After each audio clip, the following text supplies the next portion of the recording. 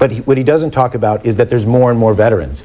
More and more veterans, and inflation, particularly in healthcare, is going up so high that per veteran, there's a big cut. You know, he talks about, he's right, I don't have the privileges to take the grand tour that he does, but I do go and talk to veterans. I go talk to veterans at the Market Diner on Thursday mornings, and they're not at all happy with what's going on with the VA, because they realize that the cuts to per veteran services are really devastating.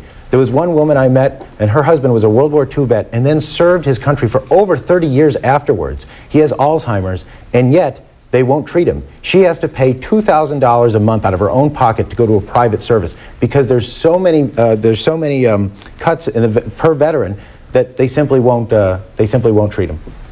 Thank you, Mr. Maffei. We're out of time on that. Let's move on to another issue where you disagree with Mr. Walsh, and that's federal funding for abortions. Your opinion? Well, on the abortion question, I am pro-choice.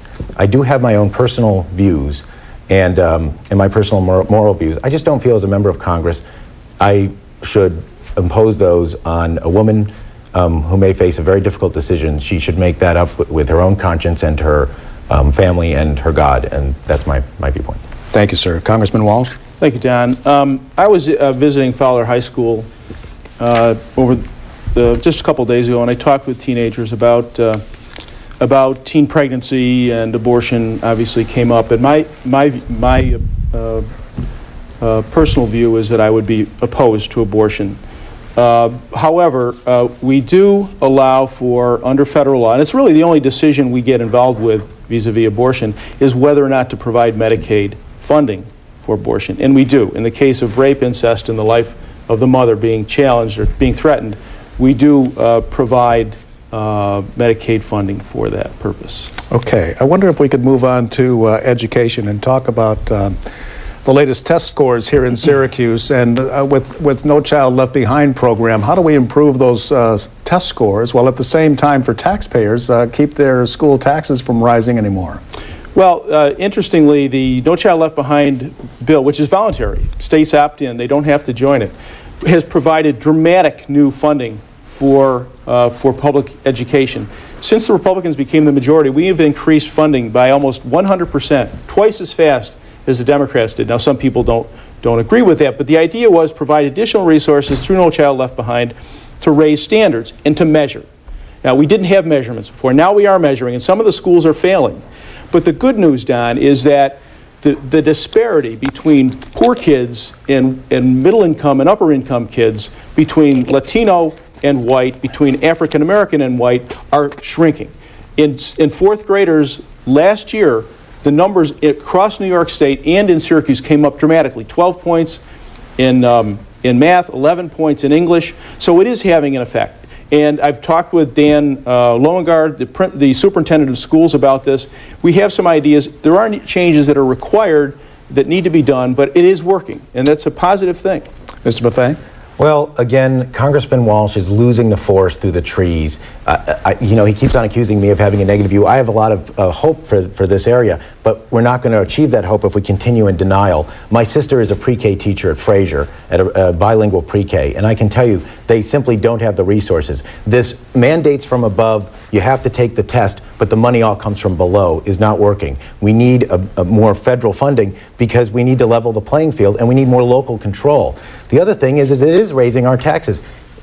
Jim Walsh keeps saying I'm the tax increaser, and then he blames all the tax increases we've had on the state level on Democrats. Well, I have to tell you, Jim Walsh, Governor Pataki's a Republican. He's been our governor for the last 12 years. We've seen dramatic increases in property taxes. A lot of those because the federal government has cut aid with those unfunded mandates. So you talk about cutting people's taxes, you say I'm going to increase them. I think it's the opposite. Let's look at the history. Over the last 6 years, most average Central New Yorkers' overall tax burden has gone up. I've proposed specifically a tax cut for property taxes.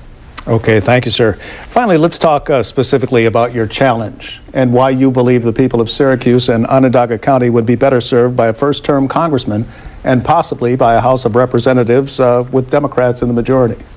Yes, well, 2 years ago, there was no Democrat that made a challenge in the seat. And, Congressman Walsh claims that's some sort of mandate. Well, in fact, 106,000 voters came to the polls, and they voted for some other office, Senate or President, but they didn't even vote for Congress. They were, in effect, disenfranchised. I think while we're providing democracy abroad, or claiming to anyway, we need to do it at home. The key thing we need now, I believe, is change and new ideas and new leadership. Congressman Walsh, after 18 years, and I'm not saying everything has been a failure by any means, but he's talking about the past. He's talking about models that just don't work anymore. He wants to do a grant, but then next year you have to go beg for the same grant. Maybe it won't be there, maybe it will. It's like giving a person a fish instead of teaching a person to fish. I have a much broader view, more zonal improvements. I do think we're going to have a Democratic Congress. All the polls say so.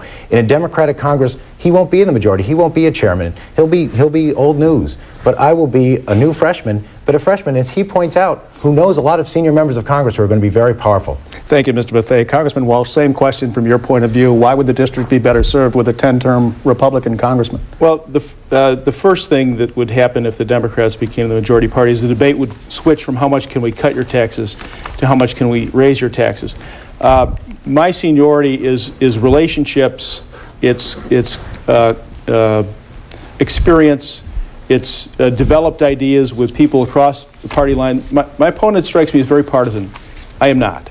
I've never been. And it's enabled me to reach across the aisle and accomplish tremendous things over the years. But I think the biggest difference is that, before September 11th, or when September 11th occurred, the Democrats accused the president of not connecting the dots, of not figuring this out.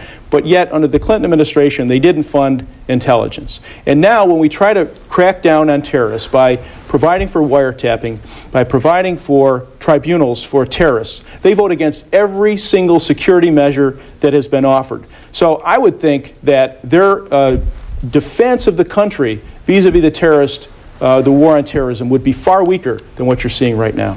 Thank you, Congressman. Unfortunately, that's all the time we have this morning for questions and answers. We'll move on to closing statements now in the reverse order from which we started, which means Congressman Walsh, we'll start with you, and you have 1 minute. Thank you, Don. Thank you for hosting this today. I think it's been a good exchange of ideas. The more we debate, the more I find out what my opponent's positions are, because he's hid them for this entire campaign. The people who are paying for these negative ads are Democratic operatives from New York City and Washington and Chicago, places that are not familiar with this community. They don't care about this community. Their values are different. Their agenda is different. All they want to do is move this seat from a Republican seat to a Democratic seat. My opponent is very complicitous in this. I have served this community, I think, ably for the last 18 years. I've given it everything I could. I've raised my family here. I've come home every weekend. My telephone number is in the phone book. People can get a hold of me at any time of the day or night, and I've helped thousands of them. It's a great honor. I've not let you down, and I ask you to allow me to continue for 2 more years, because there's a lot left to do. Thank you. Thank you, Congressman. Mr. Maffei, 1 minute. Yes, thank you. Well, my opponent and I have two very different approaches. His continues in the same old direction. Mine does provide a change in course, and I believe hope for a better future. Today, we are less safe because of a war in Iraq. We've not implemented the 9/11 recommendations, and this war in Iraq has no end in sight and no exit strategy. I will not stay the course as my opponent will. I will challenge President Bush on Iraq. And I won't give more tax breaks to big oil companies and multimillionaires. Instead, I will give tax cuts to working families, and I will invest that money in local companies. This year, we do have a clear choice. Do we want to continue down the same path? Or do we want to change our direction and give us hope for a much better future in central New York? Jim Walsh's record is clear. He votes 9 out of 10 times with President Bush and the Republican Congress. When I'm your congressman, I will vote 10 out of 10 times with you. Thank you. Thank you, Mr. Maffei. We'd like to thank both candidates, Jim Walsh and Dan Maffei, for being with us this morning, debating some of the many issues confronting the voters in the 25th Congressional District. Now, in only 16 days, it'll be time for you to decide, time for you to make your opinion count. Be sure to vote on November 7th. Right now, for the Action News team, I'm Don Lark. Christina Chatalian is standing by with more news and the weather.